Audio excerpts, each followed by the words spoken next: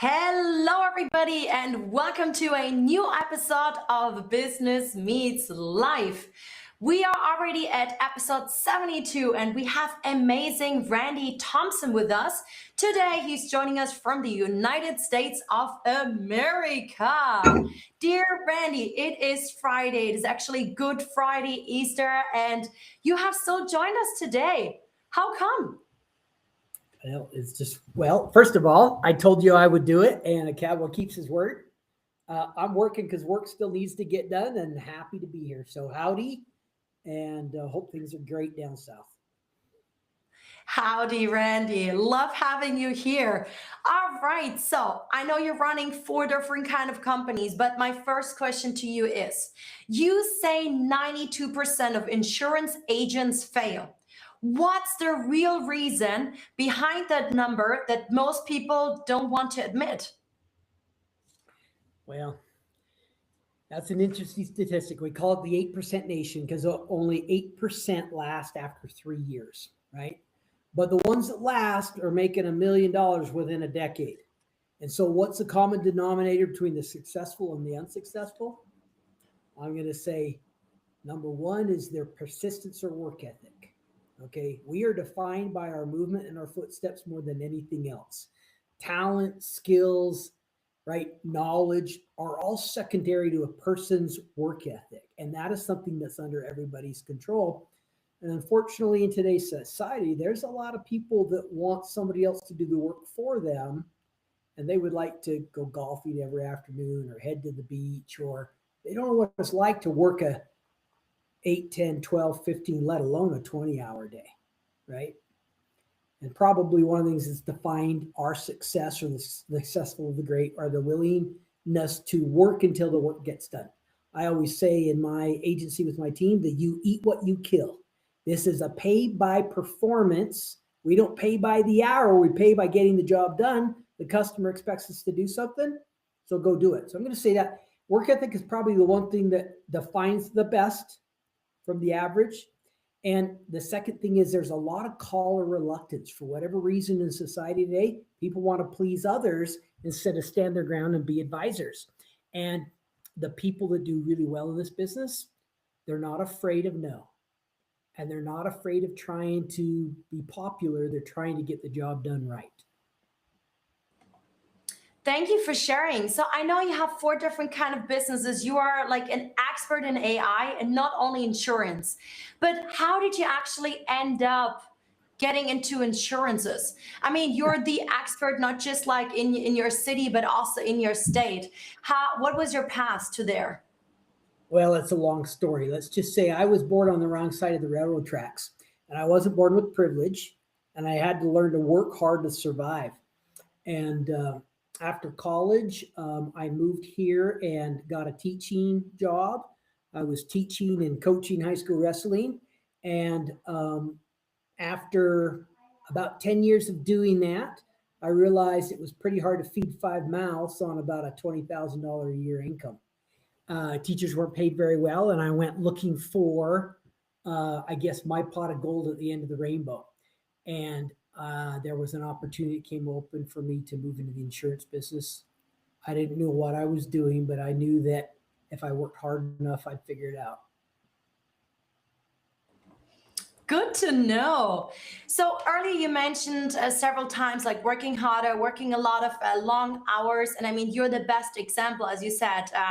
You work 7 days a week. Sure, maybe this Sunday because of Easter, you're going to take off a bit. But most agents are constantly told, work harder, right? Why do you think that advice actually is dangerous in today's market? Well, you can work hard and not move the needle. You've got to learn to work smart and work differently. And to be honest, you've got to be committed to systems. If you're people dependent, your business is going to go up and down like a roller coaster. But systems should drive results. And the person that's willing to work hard within defined systems, they're the ones that will scale. And we didn't really talk a little bit about this. I live in a town of 3,000 people in the mountains of Western Wyoming. It's a small community, yet I'm one of the largest agents in the nation. Okay. And the largest west of the Mississippi. Well, how's that possible? is because I'm not limited to being an insurance agent in my town. I can sell all across Wyoming, Idaho, Utah, and Colorado, and I do. I have customers all across the entire nation because we have a mindset that's far bigger than the little community we're in. And those are things that really define your ability to do well or stay inside your little sandbox. Yeah. So you really believe systems beat everything, right? What's the first system every insurance agent should build if they want to survive? Whew. The very first, I'm going to say the most important thing is going to be around your staff. You have to have a strong training system in place, right? Now, coming from a wrestling and coaching background, I Hmm. learned that I couldn't teach a kid a single leg, or a collar tie or an arm bar, some of these wrestling moves. I couldn't show that to them one time and expect them to go execute in a match or go win a state championship from just seeing it once. We had to put in the reps. So it was repetition, repetition, repetition. And over the course of the entire season, our wrestlers had practiced the move 1,000 times. And then the muscle memory was there and it was present. And I realized when I moved into insurance business, there's a lot of people that are winging it. They don't have systems. And the very first system I put in place was a training system because I knew that if I could elevate my team to my level, then I could scale. And that's exactly what we've done. Mm. Let's go further in your systems. I mean, being German and I have a little bit of Russian roots, so like the military discipline and Yeehaw! getting up early. We don't make excuses. It's Exactly. in my blood, like yours, right? You, Now, again, we know working. Janine, let me just interrupt and say you would be a perfect cowgirl. You would fit in Wyoming with that kind of an attitude because that's Oh, what it really? takes. Oh, yeah. You have to come visit sometime. Good to know. Thank you. So if like the China entrepreneurship Australia journey doesn't work out, I come to Wyoming. I lived in the That's right. US. I always love We it will there. make room for a girl like you. That's for sure. Howdy. All right. Sounds like a plan. So, what do you think? Like, instead of working harder, I really try to now move into this working smarter. And whether we talk again about your insurance agent or anybody else, and you speak a lot about these systems. How do we now work smarter that as an insurance agent or anybody else, we can scale to that million?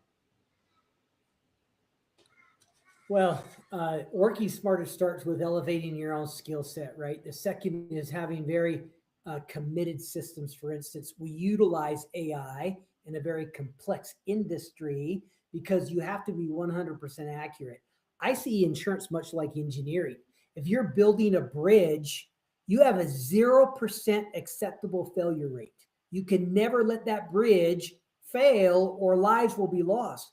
Well, the same thing goes in the insurance industry. If you're purchasing $1 million life insurance policy and I get it wrong, your family's devastated and there's no redo if you die. It's not like you get a second crack at this. If you're involved in a terrible accident and somebody's hurt, crippled, or killed, and there's millions of dollars in medical bills and damages that are impacted, our insurance needs to step up plate and take care of you. So remembering accuracy is so critical and important. And AI slips in to make sure that we eliminate human error from our procedures. Wonderful. So, how did Randy and I actually meet? I think the first time I really got to talk to you, I was just flying in from China to Sydney to our coach JT Fox's amazing Sydney Opera House event. You were speaking on stage. It was the first time when I saw you, and I had heard about you many times. Later on, I think we That's met good. at the Red Bull racing event Oh in yeah, London, right? yeah. In Milton Keynes with Red Bull. And then, of course, in Los Angeles. So you are all around the world nowadays. And I know that I was looking up to you because I remember when terms of implementing AI and kind of, I think you were like uploading your brain or cloning your brain and all this like years of expertise you have in insurance, you Mhm. now made it available with the help of AI to other people. Tell us a little bit more of what exactly have you established that especially insurance agents can now tap in. Your brain plus AI, I mean, that already sounds like I'm going to be so successful. Yeah. So let me tell you, first of all, the number one problem that business owners and insurance agents deal with is too much to do and not enough time to do it in. I can't tell you how many times over the years I've asked myself if I could just duplicate myself. If I could just clone myself, I could get so much more done. And to be honest, about 3.5 years ago, I went on a journey looking for ways that I could take all of the tedious, routine type, time consuming activities of running my business off of my plate and off my team members' plates so we could get really good at leaning into relationships and meeting with clients, which really was what moves the needle and helps build revenue. And I ventured into the AI space and got to meet JT and some of his engineers that were building AI. And I went, wait a minute, I like what you're doing, but I want to do it for me. And I was extremely persistent to the point that I was like that bratty little child that's like mine, mine, mine, mine, mine. And finally it's like, okay. And so I have a business partner that's very techy, and the two of us took 2,000 documents, 900 hours of recorded live training, 7 manuals, and 2 national bestsellers that I've written. And we loaded all of this information that I've used to operate one of the largest insurance agencies in the country. And we downloaded all of that into the brain. And then for about a month, I bet you we were working 20-hour days, Ben and I. Uh, and we probably spent several thousand hours testing the brain so that it would respond properly to anyone, whether you're a brand new team member or agent or a veteran of 30 years in the business. It needed to spit out quick, concise, and valuable information. And that's what we've been able to do. And since June of last year, this AI is transforming the insurance industry, and it's turning people upside down because partnered with JT, we have now the niche specialty with insurance, but we also have accounting and legal and marketing and all of the different parts of running a business built into one platform. And at the stroke of a button, we can get $1 million earners ideas to operate off of instead of trying to figure it out as we go. Wow, that's exciting. And I know you spoke about this also on stage in Milton Keys at the Red Bull Racing event. You Yeah. spoke in Los Angeles about it. I was there live. By the way, you're a very good public speaker too. How can people get access to that? Well, the best place that they can go if they want access to the brain is to go to insurance247.ai. Okay, www.insurance247.ai. That will take them there, and they'll have access to both the JT Dream Team Board of Directors and all of my insurance information. And those things are built to allow all businesses to run, not just insurance agencies. That is exciting. We're going to make sure that the link's going to be in the description of the final podcast as well. Okay. Randy, now, who exactly are you? Tell me a little bit more about like the real Randy, and also like what are the other businesses that you're doing just like next to AI and insurance? Well, I did grow up on the wrong side of the railroad tracks, just like I told you, and it was a pretty rough environment. And I didn't grow up in a home where I was told I could be anything. It was just the opposite. And for whatever reason, there was always a fire in my belly that was like, I'll show you, I'll show you. And it was a wrestling coach when I was a freshman in high school that breathed hope into me and says, you can be somebody. And I wanted to be like him. And so hence making that transition from high school to college, I decided I'd go be a wrestling coach and a teacher, right? And inside of me, I've always known that I was a survivor and a fighter, and that I could do whatever I decided to, lay out for. I wanted to make an impact in the world. I used to dream about making some monumental change to impact the world, like a Elon Musk or a Thomas Edison, right? A Bill Gates or an Albert Einstein. And I still believe that the real impact happens one person at a time, and that we should learn to give without any strings attached. right? Because it'll all come back to you in the end. Now, who am I? I'm a country boy. I'm not afraid of getting my fingers dirty. I know how to work hard with my hands, and I love it. I love to turn off my brain and go out and work with the horses or build a fence or plow a field, the things that have to be done in the country. I love doing that. But I also believe that there's a lot you can do with your brain, right? And so I've never been satisfied with putting my feet up in the sand in the beach or going to play golf. I turn it on the television. It just doesn't do anything for me. I'm not much for playing or recreating. I always want to be building something. So that's part of what makes me who I am. And so I find it very refreshing when I meet people in JT's circle that have that same mindset too, because we know how to go and we're movers and shakers and we're changing the world.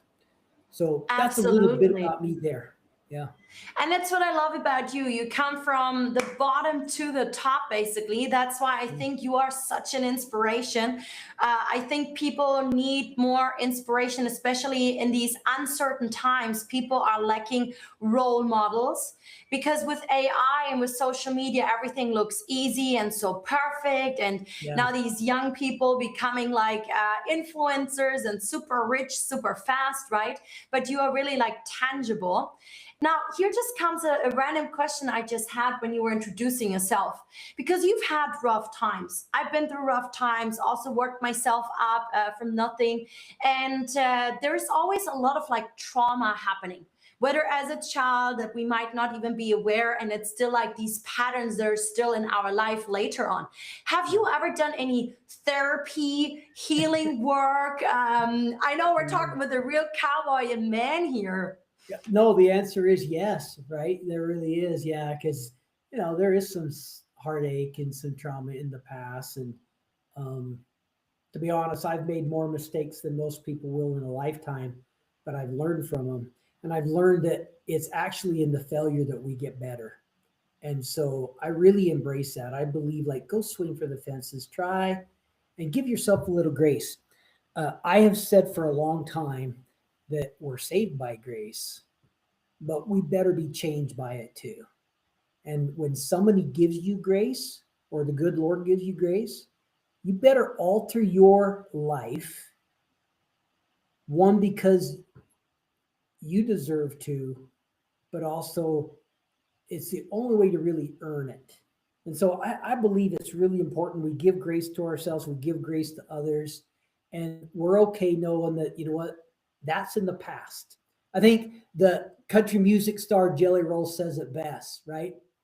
That I'm looking in the windshield, not the rear view mirror as I move forward in life. And so I've really tried to embrace that and go, you know what? That was bad. I don't want to happen again. And I'll be honest, there are times in my life when I get anxious or worried or nervous or afraid. And those little demons come back and they sit on your shoulder and they say, see, you aren't good enough. See, you are a failure. And I usually turn and I'm like, not today, Satan, not today. I'll show you. And then I'm back after it.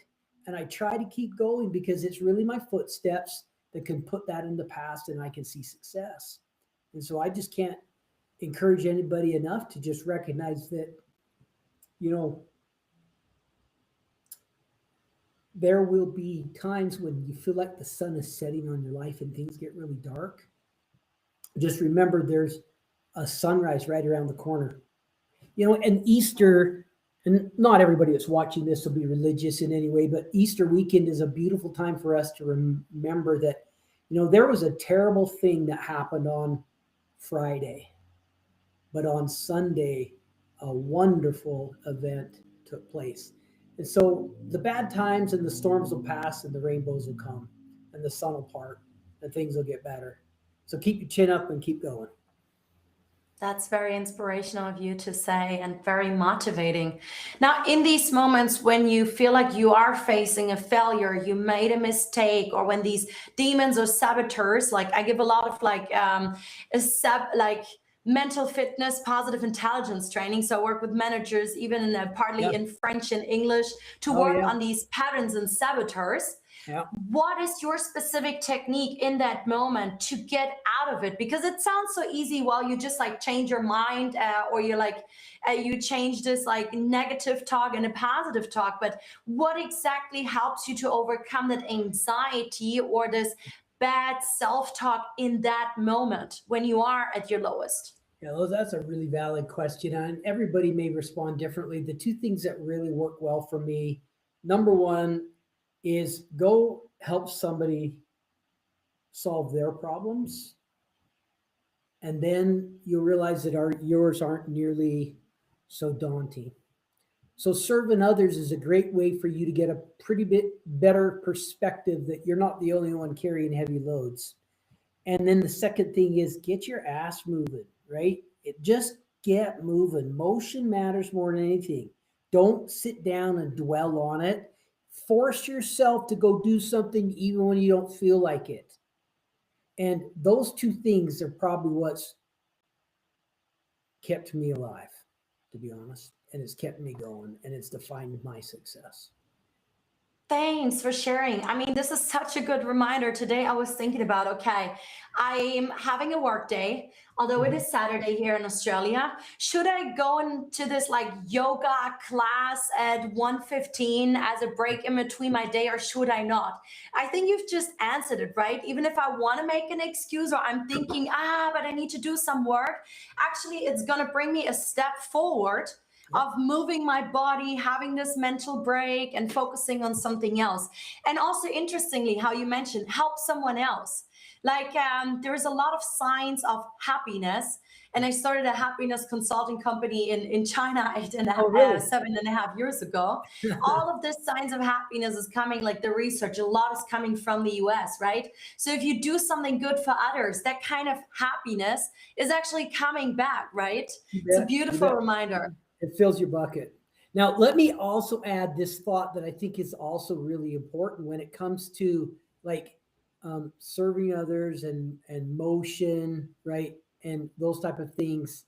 It's really important for you to recognize that you don't have to be perfect. Too many of us get a little OCD and we beat ourselves up. I always say comparison is a thief of joy. Stop worrying about being better than others and focus on you. And the one thing you can always control, Janine, is that if you could be 1% better this week than you were last week, then you can hold your head up high and you can keep moving. And then you can get 1% better next month than you were this month, and 1% better this year than you were last year. And if you'll just work on you and hold yourself to the standard, that is a healthy way to approach, progress and success. So stop trying to freaking be perfect and just try to be better than you were. And that in of itself is extremely healthy. Okay. Great reminder. And it also sounds more tangible that it just focus on myself and the progress every day, every week. So Randy, I quickly want to show our followers here your Instagram account. Okay. Okay, everyone. I mean, Randy sounds so down to earth, right? He's this like country boy and like from from the US with this cowboy hat. And now look at this. Wait, I hope that this is showing now. Good. Now, this is Randy's Instagram. I mean, I've met him at several of these kind of events. Please start following him as well. He has been hanging out backstage with Mario Lopez, an amazing actor from the US, Kris Jenner. He's spoken on stages, as I said, all around the world. You always recognize him with your hat. Actually, Randy, I remember one day I think I met you somewhere and you didn't have your beard. I didn't even recognize you anymore. He was hanging out with Tommy Hilfiger, that's our coach, JT Fox. And I mean, interviewing Charlie Sheen, which is pretty exciting, and so on and so on. Hanging out, this is where we met actually here. This is Daniel Johnson. And with a billionaire from New York, Katsi Mitas.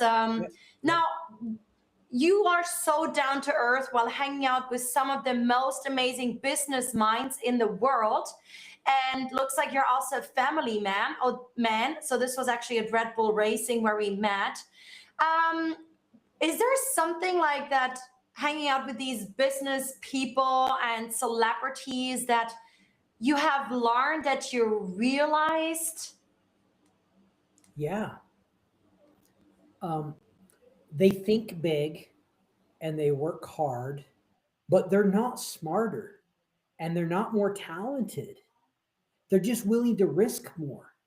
This is the difference. My mindset was very much when I had to make a big decision, I would often look at, well, what is the least likely chance of making a mistake? Well, that limits me. Billionaires don't think that way.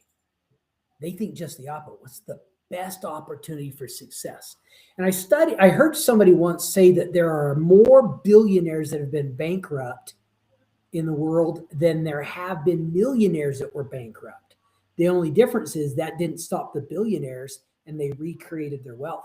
And you look at John Paul DeJoria and you look at John Castanedis and you look at Jack Cohen and you look at a whole bunch of these people we've met and listened to, all of them had significant failures and they just kept going and they all got billion-dollar empires now. So that's one thing I really noticed. The other thing is these guys don't take themselves too seriously. They don't flex their wealth. They don't have big swaggers and egos. They're confident men and confident women, but they're normal people. And the millionaires often want to flex. I got a jet. Look at my sports car. And it's almost like they're compensating for something that they're missing, and the billionaires don't do that. So those are a few of the things I've noticed that were really telling differences between billionaires and millionaires. Very good learning. So now, how have you actually, what happened that you call yourself the real cowboy? What is behind it? And also tell me about, what is that cowboy code that you're living by? I mean, for Yeah, your so branding, that is amazing. That's how everyone recognizes you around the world. yeah, so the cowboy code is a real thing. It's simple. It's just this: being honest, simple, solid, and true. These are the four pillars of a cowboy. And anybody that's a true cowboy, they understand this. I'm honest, whether it benefits me or not. I do what's right, even if I don't want to. I'm simple. I don't need to complicate things in life. Okay? Honest, simple, solid. You can always encounter me. When I say I'm going to do something, you know I'm going to do it. You mean what you say. And you're true. You're true in private and in public. What they see is what they get. There is nothing fake about a cowboy. So when I talk about the real cowboy, I'll tell you. So a lot of people all around the world have seen the Yellowstone television series that Taylor Sheridan made famous and has completely upended our Western way of life here in Wyoming and Montana, because everybody from California and New York and other places around the world, they're all flocking to the mountains.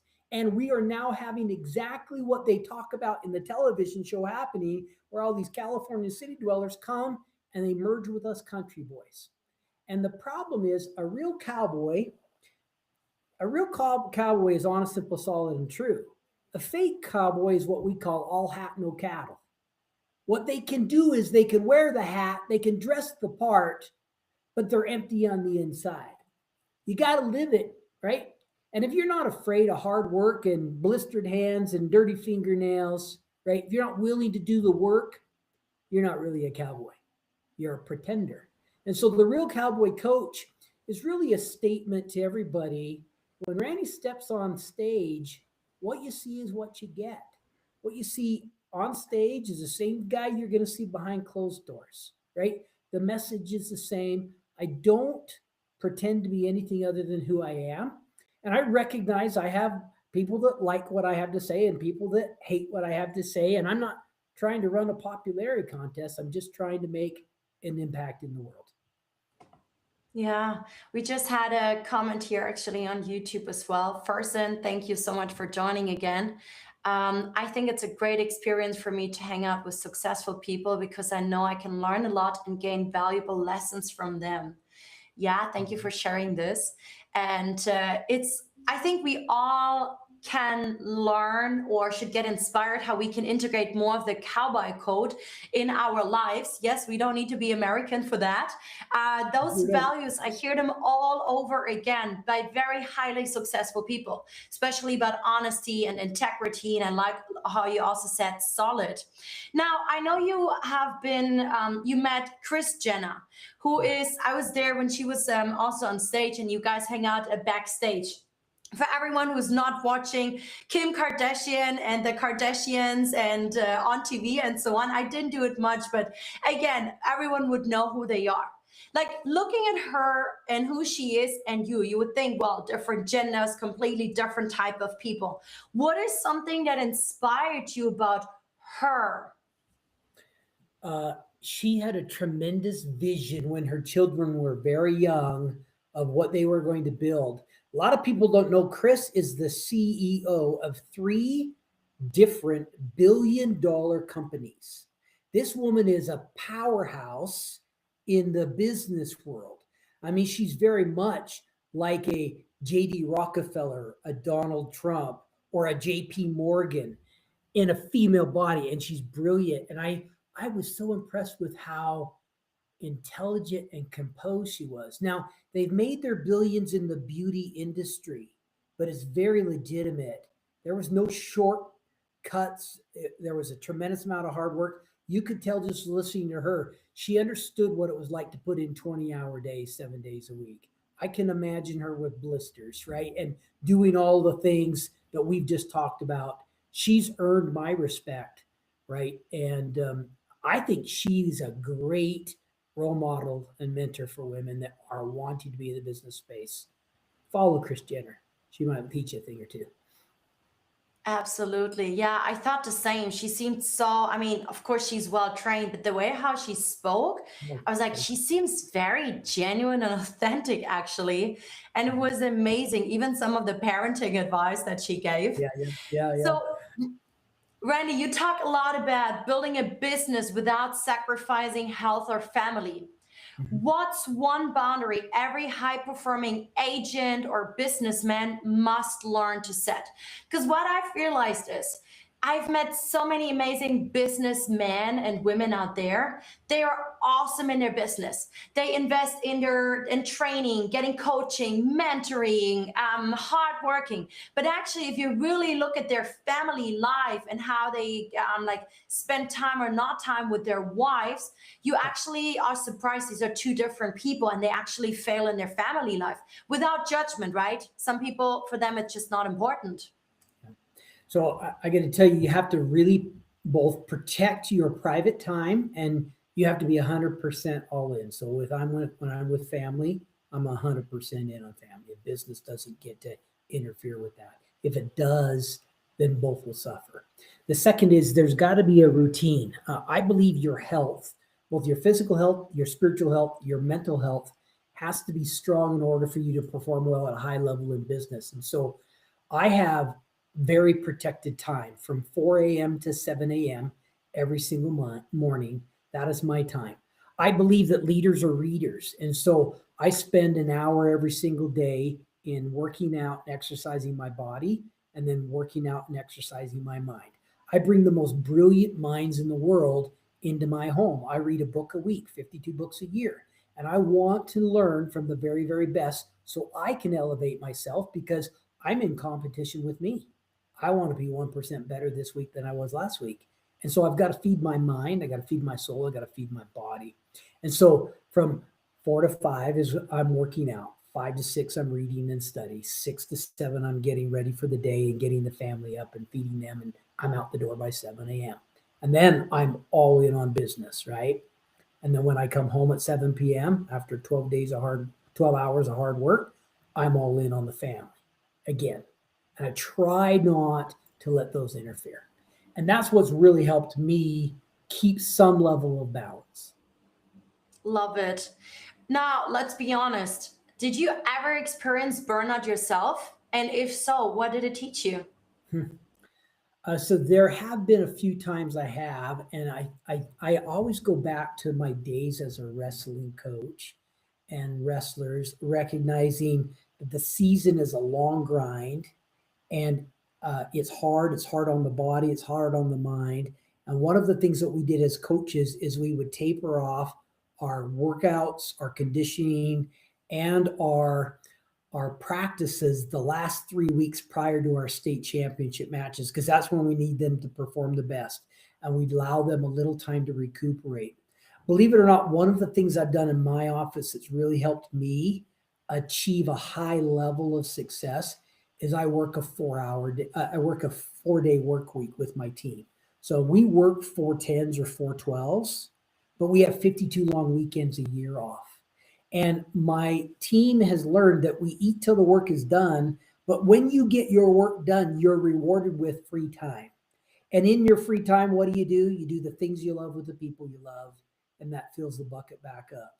And I've been doing this for 15 years, and I'm the godfather of the 4-day work week in America, and I preached this for a long time, and it's been a huge blessing. And one of the big differentiators is I can go really hard.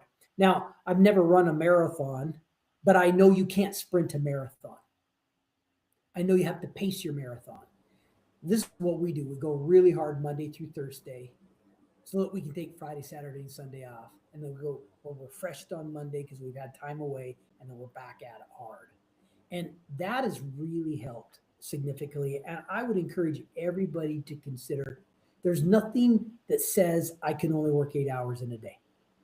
And to be honest, my team works 8 10s or 8 12, or I'm sorry, 4 10s or 4 12s, but I feel like I work 4 20s, But I do find if I take time away, turn my brain off, and walk away from business, I can recuperate and get back after it. Does that make sense?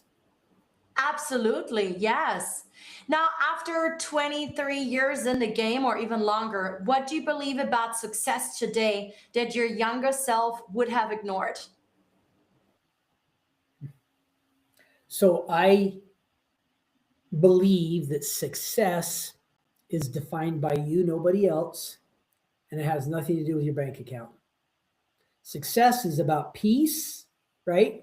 And have you given your best effort? To be honest, I can control that every single day. Am I at peace? Am I giving my best effort? Now, that's a successful day. 23 years ago, I would have said, I got to be the number one guy. I got to have the biggest bank account. I got to show everybody how wonderful I am. And Yeah. that's all a lie. It really is all a lie. It's a fake in the end. It's nice. You can tell yourself that for a little while, but you don't control those things. I can always control my effort. Okay. And that Mm. allows me to stay in a place of peace and calm instead of a place of anxiety and chaos. What's the best advice your mentors, coaches, trainers have given you? Could be life or work advice. Hmm. Well, I've had so many mentors over the years. From a sales perspective, because I'm in the sales world, I had somebody years ago say, don't focus on people's needs, focus on their wants. Talk to them about what they want and sell them solutions to their problems. Don't sell them your product. Don't sell them features or benefits. Find out what's important to them, what they want, what their problems are, and then solve those for them. And believe it or not, that sounds really simple, but most people miss that, right? You come into my office and I'm like, oh, what can I sell her today? Well, what the hell? Like, I don't even know what's going on in Janine's world unless I ask her first. So how about I start with like, how are things going? Janine, what's going on in your world? Is there anything keeping you up at night? Are there things you're worried or concerned about, right? What's your biggest worry or problem? And then as they begin to share that with you, you can say, awesome. You know what, Janine? I've got a couple things that might be able to help. We could do option A or option B. This is what it'll cost, and this is how it'll work for you. What do you think? Do you want to give one of them a try? Like, people love to buy, but they don't like to be sold. So in the sales Yeah. world, just be mindful of that and just teach people and then ask them to act. So that's one thing that I think is really key. Somebody once told me the fortune's in the follow-up. A closed mouth doesn't get fed. And I love that, right? If you want somebody to do something, ask. Don't wait for them to just do it and then wonder why they didn't. Ask them about it and then follow up. So those were a few things. And then there's another, a really good friend of mine that's retired years ago said to me, Randy, remember this one item. Okay. In business, cheaper isn't always better, and better isn't always cheaper, but better is always better. And I really love that principle because the young Randy was always looking for the cheapest thing. But I've Mm. learned some mistakes over the years that when you buy cheap, you get cheap and then you regret it afterwards. Quality will always trump cheap. And so focus on what's best and do that. So does that help? Those are a few things. Absolutely. I just saw a comment here. I've also experienced burnout, and most of the time, the only solution I see is quitting. But I'm thankful because I've learned something from it. I think you've definitely given a new idea on how to handle burnout without quitting, right? Yeah, just pump the brakes, pause, take your breath, get some oxygen, and then keep going. Yeah.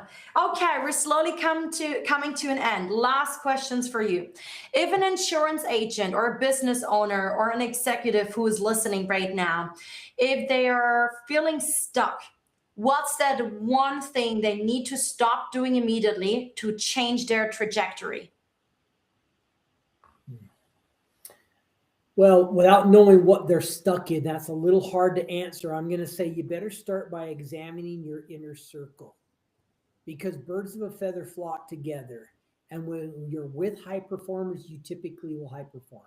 If you're with those that complain and catastrophize and criticize, you'll find that weight on your shoulders. So audit your inner circle, right? And be very aware of what you're allowing into your mind. Be very careful about that. That's why I spend an hour every day in studying and reading because I want the best minds to fill my mind with the best ideas. So those are a few things that I would suggest right off the bat without knowing a specific situation. And then the other thing I always say is everybody needs a coach in life. I have a Mm. coach, you have a coach. If you really want to get better, find people that are already at a bigger table than yours and raise your hand and say, can I come join you? I'd like to be a part of this. Will you mentor me? Will you train me? Do you have a coaching program? And then trust and do what they tell you. Beautiful.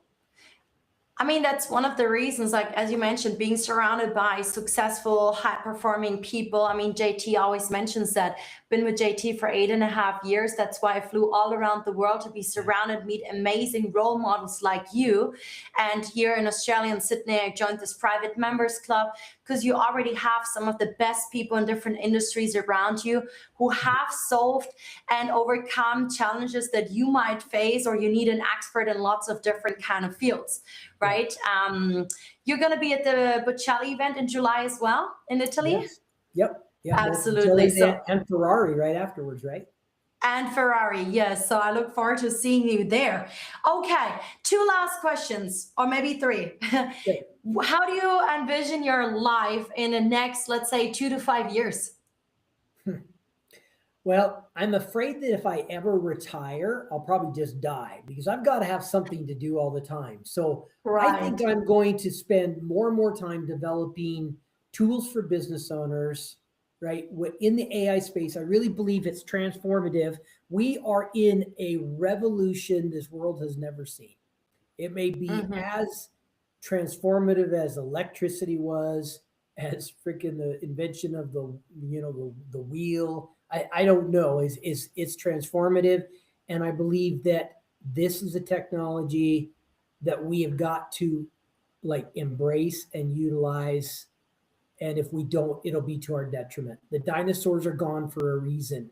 They didn't evolve, they didn't adapt, and we have to. So I think the next 2 to 3 years, I don't see myself doing anything but more of this. Maybe Beautiful. less insurance and more AI. Love it. And Yeah. you mentioned that some of those billionaires and millionaires, they might get bankrupt. It happens quite often. And I mean, many of them, they come back up. Imagine if everything was taken away from you, your business, your systems, your reputation. What's the one principle you would rebuild your success on? Whoo! Well, as long as I can keep my work ethic and knowledge, I'll be okay, right? Because I've learned a lot of things. If I lost both of those, I'd be in trouble. But let's say I got to keep those two things. I don't think it matters what industry I'm in or what I'm doing. I think I'd start right at the ground with building a team and training them. That has to be fundamental. I can't do this stuff on my own. So I've got to have a team that can, and I'm going to build them up and we're going to train and then watch what happens. Many Beautiful. hands make light works, right? Amazing. Randy, last question, and I'm going to let you go back to your work. Okay. Who should reach out to you? Who should connect with you? If anybody wants to connect to me, if you're in the business world, right, and you want thoughts, ideas, suggestions, coaching on how to improve your business, if you're in the insurance world or the financial services world, or you're in the wrestling or ranching business, I'd be happy to visit with all of you. And if you just want to go fishing or hunting in Wyoming, you can reach out to me. And you can find me Instagram, The Real Cowboy Coach, or Randy J. Thompson, right? Both of those handles are great places to start following me on, and you can reach out to me through one of those platforms. Thank you so much, Randy. And I know you took out time from your busy day. What made you decide to follow my invitation on my podcast? Oh, I don't know. Janine, you're a bright, successful woman. I don't know if I had a reason other than why not add to what she's already doing to help her. At the same time, I'm happy to spread the message wherever we can go, right? We really do make an impact one person at a time. And I'm just trying to do my part. I've had a lot of mistakes that I've made in my life, and I'm grateful for those that lifted me. And so that's all I'm doing. Just giving back, paying forward. Thank you so much, Randy. I will see you in a couple of months live in Italy. Keep on rocking what you're doing. Guys, if you love today's session, sharing is caring. Please send it to your friends. Subscribe to my YouTube or Spotify, Business Meets Life. Follow Randy on his amazing journeys. And happy Easter to everybody. Thank you, Randy. Thank you. Take care.